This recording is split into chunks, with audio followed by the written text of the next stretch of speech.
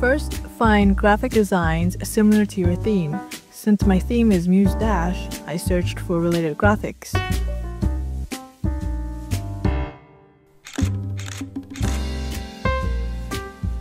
Notice the simple text, just a halftone effect and gradient. And as for this example, it uses a cyan border for contrast and clarity. Now let's head over to the basics. Start by coloring the background and text.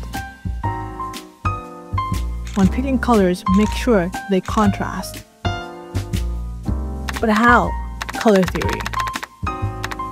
To put it simply, it's the relationship between colors. For instance, there's red and green, and yellow and blue. Now comes sketching. When sketching, focus on the theme or character details. Here, it's the highlights, chains, or sparkles. This is important to note as we progress further on. Now I'm going to divide the text decor process into 3 stages.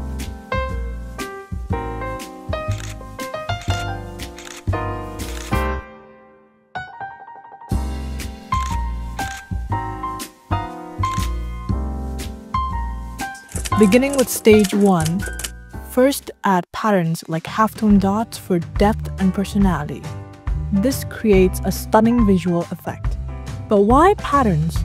The use of patterns adds texture and aesthetic appeal, like halftone. Many games and franchises incorporate patterns and halftone effects to enhance their backgrounds. See the difference? Now let's move on to the decor process.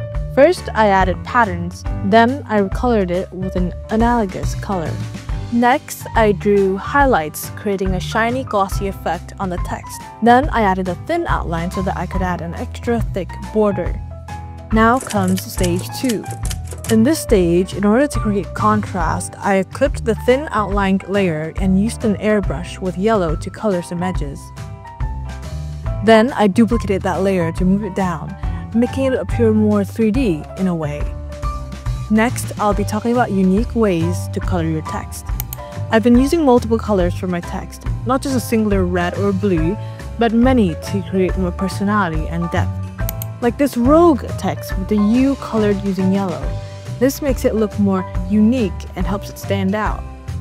Because the highlights on the yellow aren't as obvious much, I recolored it to white. Alright, now it's time for stage 3.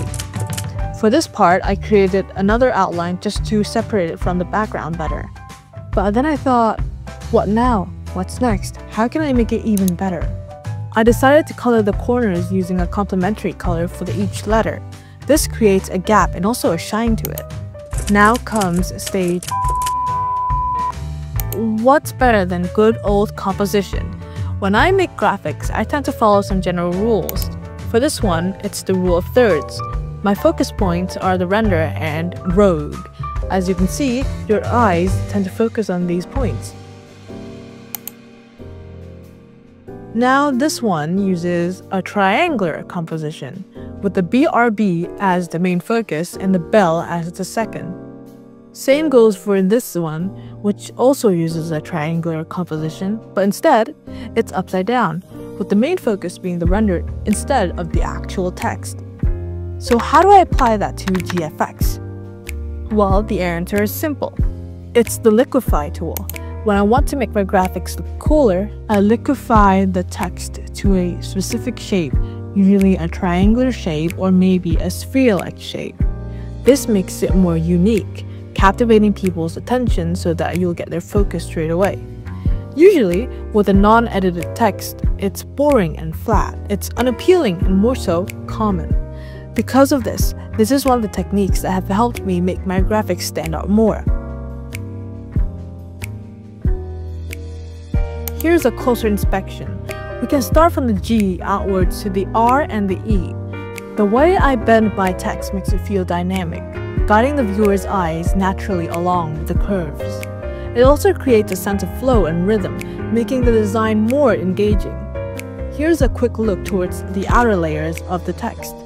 I used 3 layers, with the first 2 being complementary colors and the last one as the shadow. Now let's head over to the backgrounds. There are different levels of complexity when it comes to backgrounds. These 4 stages represent them perfectly. Moving on to stage 4, positioning and framing. Let's take a closer look on this banner. Dividing into 3 parts, we have the background, the render, and frame. We can see how all of these parts are clearly displayed without clashing into one another, creating contrast and overall depth, drawing us into the design more. Now, don't be shy to add more patterns. See how there's such a big difference between these 2 pictures? Just so you know, these patterns are in the top right corner of your screen. When framing, make sure to use complementary colors to create a clear contrast between the background and the frame itself.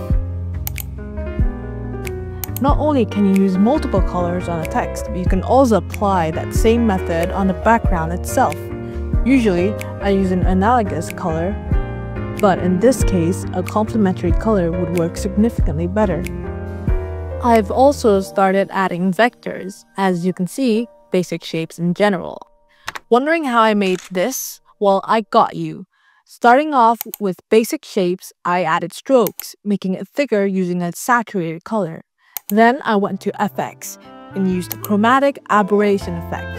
Afterwards, I softly shaded it and applied halftone. This is when I started drawing the chains. Simply put, it was the same process as the circle earlier. This is just a reminder that all of your vectors should be drawn in the same style. Earlier, we were observing the render. We could see how there were pink lines inside the chains, and so I applied that same technique on the chain itself. Onwards to small details. There are always negative spaces, which we can fill up with small details. Don't underestimate their power. They tend to help your banner feel more complex with the small changes. Here's my favorite part, soft lighting, which is a gentle, diffuse light with soft shadows. In this picture, we can see how the soft lighting of yellow and blue contrast each other, creating a nice orange color in the mix, but also elevating the overall vibe of the picture, making us feel cold by the blue but warmed up by the harsh yellow. Here's another example. We can see the red transition slowly to teal. While many viewers may only see the 2 main colors, if you inspect closer, you'll see that there is faint yellow in the mix, making the transition progress smoother for soft lighting. Another clear example of this type of transition would be this photo. You can see how there is harsh pink, but also blue in the mix. But yet, why do they mix so well together? Why? This is due to the fact that some colors automatically get mixed without the need of a third color's support. In this case, blue and pink automatically mix to make purple. You can see how in the 2 examples shown, soft lighting creates a distinct difference in the overall mood, whether you're aiming for a cooler tone or a warmer tone. Now here's how to actually apply it. In blending mode, all of these effects listed here are usually used for soft lighting and color correction. There are 2 effects that I mainly use. The first one is called Add. Add enhances brightness, and by blending colors through addition, it makes overlapping areas lighter, often creating a glowy or vibrant look. You can use the airbrush tool with Add in multiply modes to create light and shadow. This makes the object look more lively or 3D.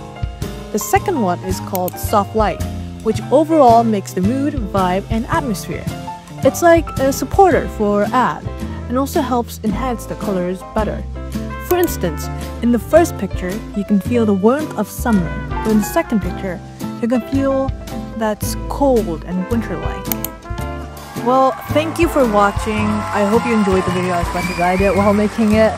It was really stressful and tiring, but yeah, I managed. Goodbye.